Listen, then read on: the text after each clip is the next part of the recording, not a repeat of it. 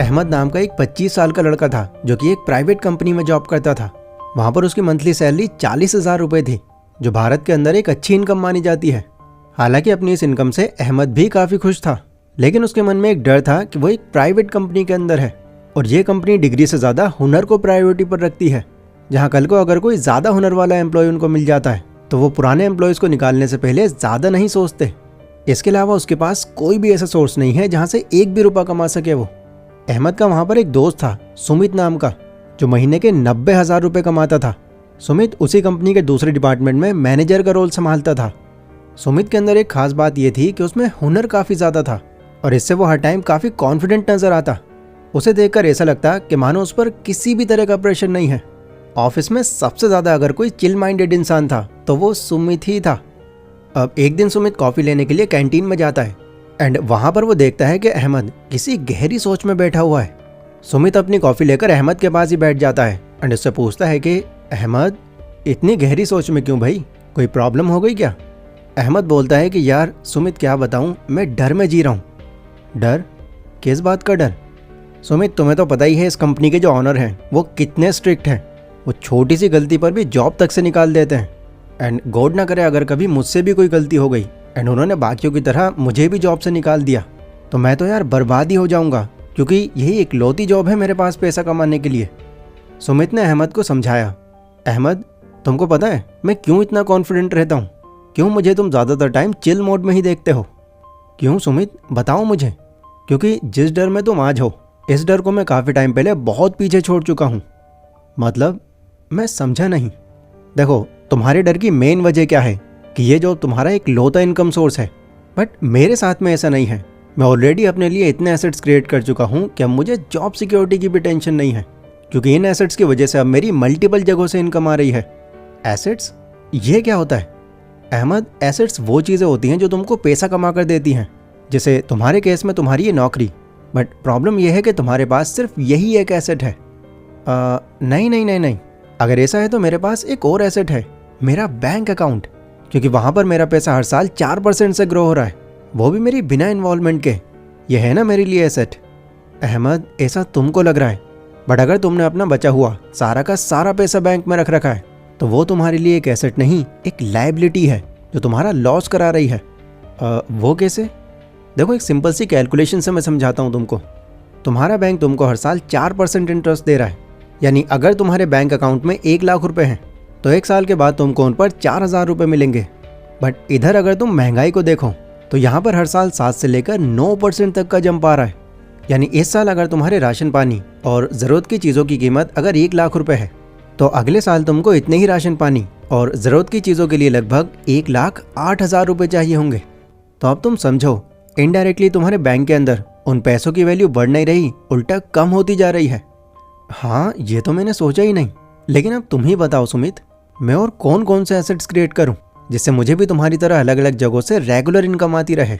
देखो, मैं तुमको वो एसेट्स बता देता हूं जो मैंने खुद के लिए बनाए हुए हैं। इन्हीं में से तुम डिसाइड कर सकते हो कि तुम्हारे लिए कौन सा बेस्ट है। मेरे पास अभी के टाइम में 4 एसेट्स हैं जहाँ से मुझको फाइनेंशियल तौर पर या तो रेगुलर इनकम आ रही है या इनकम बढ़ाने के रास्ते खुल रहे हैं। एंड इसमें सबसे पहला एसेट है मेरी एजुकेशन। सालों पहले जब मेरी इस कंपनी में ज्वाइनिंग हुई थी तो मुझे भी इस बात का अंदाज़ा था कि शायद ये जॉब मेरे फ्यूचर के लिए 100% सिक्योर नहीं है। तो मान लो मेरी भी वही कंडीशन थी जो आज तुम्हारी है, बट कुछ ही टाइम के अंदर मैं समझने लगा कि अगर मुझे यहाँ पर लंबे टाइम तक टिके रहना है तो मुझे अपनी स्किल्स के अंदर सबसे बेस्ट होना पड़ेगा। यहाँ पर मेरा सबसे पहला काम सेल्स एग्जीक्यूटिव का था, जहाँ मुझे कंपनी के लिए पर डे के हिसाब से सेल्स निकालनी थी। अब उस टाइम मेरे साथ में जितने भी कलीग्स बैठे हुए थे वो सेल्स निकालने के लिए वही पुराने घिसे पिटे तरीके अपना रहे थे। तो मैंने यहाँ पर इनको फॉलो करने की जगह अपने नए तरीके ईजाद किए, जिनके लिए मुझे कुछ बुक्स और कुछ कोर्सेज बाय करने पड़े। डेफिनेटली यहाँ मेरा पैसा तो खर्च हुआ, लेकिन मुझे ये क्लियर था कि मेरी ये इन्वेस्टमेंट मेरे लिए आगे चलकर एक एसेट की तरह काम करेगी। और सच में ऐसा हुआ भी। उन बुक्स और कोर्सेज को अच्छे से सीख लेने के बाद मैं ह्यूमन साइकोलॉजी से लेकर persuasion, storytelling, empathy, negotiation, इन सब चीज़ों को इतनी सफाई से यूज़ करने लगा कि सामने वाले के पास कोई रीज़न ही नहीं बचता था कि वो क्यों हमारा प्रोडक्ट ना खरीदे। एंड इसी के चलते मैं अपने बाकी सारे कलीग से कई ज़्यादा सेल्स निकाल पाता था। तुम यकीन नहीं करोगे, बट मेरा 1 साल के अंदर 3 बार प्रमोशन हुआ था। एंड आज तो तुम मेरी पोजीशन और सैलरी देख ही रहे हो। अभी भी अगर मुझे लगता है कि मुझे कुछ और भी सीखना चाहिए तो वहाँ मैं खुद पर इन्वेस्ट करने से पहले ज़्यादा नहीं सोचता, क्योंकि ओवर द टाइम वहाँ पैसा लगाना मेरी ग्रोथ में ही काम आता है मुझको। सो ये था मेरा पहला एसेट। अगला एसेट जो मुझे पैसा बना कर देता है वो है घोस्ट रेंटिंग। अहमद ने हैरान होकर पूछा, क्या तुम भूतों से किराया लेते हो? अरे नहीं, मैं समझाता हूँ तुमको ये क्या है। देखो, तुमको भी पता है कि अगर तुम्हारे पास कोई स्पेस है, कोई हॉल या कोई घर वगैरह, तो तुम उसको रेंट पर देकर अच्छे पैसे कमा सकते हो। बट रेंट पर देने के लिए एक अलग घर खरीदना, इसको हर कोई अफोर्ड नहीं कर सकता। And to be very honest, मेरे पास भी फिलहाल इतने पैसे नहीं हैं कि 50-60 लाख रुपए लगाकर मैं कोई दूसरा घर खरीद सकूं। मेरी तो टोटल सेविंग्स ही 10 लाख रुपए की थी, जो मैंने लगभग 2 सालों में जमा की थी। लेकिन फिर भी मैं रेंटल इनकम कमा रहा हूँ। पर कैसे? अहमद ने बड़ी हैरानी से पूछा। देखो, इंडिया की पॉपुलेशन पिछले कुछ सालों में बहुत तेज़ी से बढ़ रही है एंड आज तो हम पॉपुलेशन के मामले में पहले नंबर पर आ चुके हैं। एंड इसी को देखते हुए मुझे ये सालों पहले ही अंदाज़ा लग गया था कि आने वाले टाइम में रियल एस्टेट की डिमांड काफ़ी बढ़ने वाली है। लोगों को रहने के लिए घर चाहिए होंगे, जगह चाहिए होगी। बट अगेन, हर कोई अपना खुद का घर अफोर्ड नहीं कर सकेगा। तो मेरे और मेरे 4 कलीग्स ने मिलकर 10-10 लाख रुपए अरेंज किए एंड 50 लाख की इन्वेस्टमेंट में एक ज़मीन लेकर उस पर 5 मंजिला फ्लैट तैयार करवा दिया। वो फ्लैट जब पूरी तरह बनकर तैयार हो गया तो उसके हमने हर एक फ्लोर को 13,000 रुपये मंथ के हिसाब से रेंट पर देना शुरू कर दिया। अभी लगभग 6 साल बाद मैं उस रेंटल इनकम से 9,36,000 रुपये रिकवर कर चुका हूँ। एंड अगले साल में इस फ्लैट के साथ साथ इसकी पूरी इन्वेस्टमेंट रिकवर कर चुका हूँगा। फिर इसके बाद इसकी रेंटल इनकम एज प्रॉफिट मेरे पास आएगी। तुम ये मानो, मुझे इन 6 सालों में मेरी 10 लाख रुपए की इन्वेस्टमेंट पर 9.5 लाख रुपए का प्रॉफिट हो गया। इनफैक्ट अब तो मेरी प्रॉपर्टी की कीमत भी बढ़ गई है। अब एक बार के लिए ज़रा इमेजिन करो, अगर ये 10 लाख रुपए मैंने यहाँ लगाने की जगह सेविंग्स अकाउंट में रख दिए होते एंड मान लो अगर मुझे उन पर 5% भी इंटरेस्ट मिल रहा होता, तो मेरे ये 10 लाख रुपए 6 सालों के बाद कंपाउंड होकर 13,40,000 के आसपास बनते।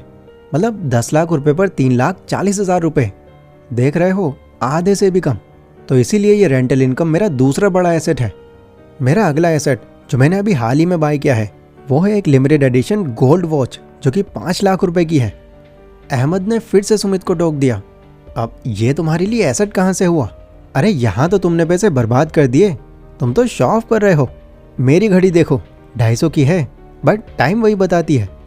अहमद, 3 इडियट मैंने भी बहुत बार देखी है, ये डायलॉग मुझे भी पता है। बट इस घड़ी को लेने का पर्पस मेरा शो ऑफ करना नहीं है, मेरा सीधा पर्पस इस घड़ी के थ्रू प्रॉफिट कमाना है। अच्छा, वो कैसे? देखो, मैंने इसको इसलिए बाय किया है क्योंकि ये घड़ी गोल्ड से बनी है और गोल्ड के दाम हर साल 10 से 11% से इंक्रीज हो रहे हैं। तो इस 5 लाख की घड़ी को अगर मैं अगले 5 साल भी अपने पास रखता हूँ तो उस वक्त मेरी इस घड़ी की वैल्यू कंपाउंड इंटरेस्ट लगाकर लगभग 8,42,000 के आसपास होगी। एंड दूसरा, ये एक लिमिटेड एडिशन वॉच है जो काफ़ी रेयरली लोगों के पास मिलेगी, तो इससे इस घड़ी की वैल्यू और भी ज़्यादा बढ़ जाती है। तो ये कमोडिटी तुम मान सकते हो मेरा अगला बड़ा एसेट है, जो फ्यूचर में मुझे मेरी इन्वेस्टमेंट पर काफ़ी अच्छा प्रॉफिट देगा। अहमद ने सुमित से पूछा, सुमित एक बात बताओ, अभी तुम्हारी सैलरी 90,000 रुपये है, 13,000 रुपये तुमको रेंटल इनकम आती है, टोटल होते हैं 1,03,000 रुपये। इनमें तुम घर के खर्चे निकालने के बाद फिर भी बहुत पैसे बचा सकते हो। बट इससे पहले जब तुमको रेंटल इनकम नहीं आती थी तो तुमने 10 लाख रुपए 2 साल में जमा कैसे कर लिए? तुम घर का खर्च कैसे उठाते थे? और पहले तो तुम्हारी सैलरी भी कम रही होगी। तो इस पर सुमित ने हंसते हुए जवाब दिया, तुमने सही कहा अहमद, तुम्हारा ये सोचना जायज़ है, क्योंकि अभी तक मैंने तुमको अपने सारे एसेट्स नहीं बताए। देखो, उस टाइम मेरी मंथली सैलरी 50,000 रुपये थी एंड इसके अलावा मेरे पास कोई और इनकम सोर्स नहीं था। बट जैसा कि मैंने तुमसे कहा, सालों पहले तुम्हारी तरह ही मेरे मन में भी डर था। यही माइंड में चलता रहता था कि बस यही इनकम सोर्स है मेरे पास, किसी वजह से अगर ये बंद हो गई तो क्या होगा मेरा। बट क्योंकि मैं खुद को एजुकेट करने के लिए कई अलग अलग बुक्स खरीदता था, तो वहीं से ही मुझे एसेट बिल्डिंग का ये कॉन्सेप्ट समझ में आया। तो मैंने फिर बिना ज़्यादा फालतू पैसे खर्च किए इसकी तैयारी जॉब लगने के दूसरे साल ही शुरू कर दी थी। मैंने जैसे तैसे उन 1-2 सालों में 3 लाख रुपए इकट्ठा किए एंड अपने किसी जानने वाले से एक सेकंड हैंड ऑटो खरीद लिया। ये मैंने पर्पसली किया था क्योंकि मेरा एक पड़ोसी था समीर नाम का, जो उस टाइम पर बेरोजगार था, बट वो ऑटो चलाना जानता था। तो उसे मैंने अपने इस ऑटो को रेंट पर चलाने के लिए दे दिया। वो मुझे एक दिन के हिसाब से 700 रुपये देता था, जो महीने के बनते हैं लगभग 21,000 रुपये। हालांकि बीच बीच में उस ऑटो के अंदर कुछ एडिशनल खर्चे भी होते थे, बट फिर भी मेरी बिना किसी इन्वॉल्वमेंट के मैं ऑन एन एवरेज 18,000 रुपये तो वहाँ से कमा लिया करता था। तो उस टाइम मेरी एक महीने की कमाई 50,000 नहीं बल्कि 50 + 18 68,000 रुपये थी, जिससे मैं इतने कम टाइम में काफ़ी पैसे सेव कर पाया। वैसे आज भी मेरी इन्वेस्टमेंट पर 2 ऑटो चल रहे हैं जिनका पर डे रेंट बढ़ाकर मैंने 1,000 रुपये किया हुआ है। तो एडिशनल खर्चे काट पीट कर मैं ऑन एन एवरेज मंथली वहाँ से 50,000 रुपये निकाल रहा हूँ।